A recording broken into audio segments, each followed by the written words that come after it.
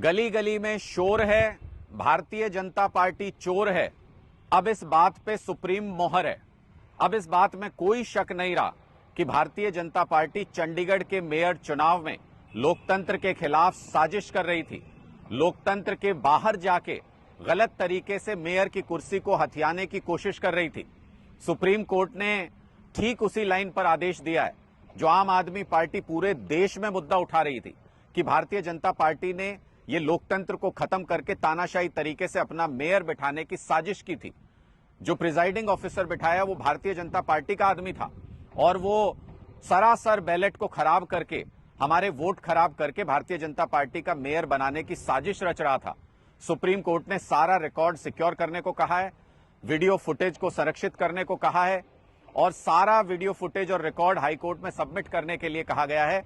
अगली सुनवाई में दूध का दूध और पानी का पानी होगा।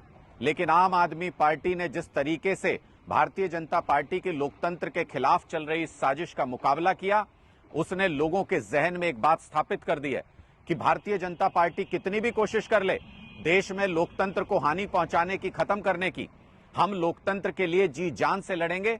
आम आदमी पार्टी भारत के लोकतंत्र को किसी भी तरह का खतरा आने नहीं देगी और जब भी जरूरत पड़ेगी भारतीय जनता पार्टी की लोकतंत्र विरोधी साजिशों को इसी तरीके से बेनकाब करेंगे।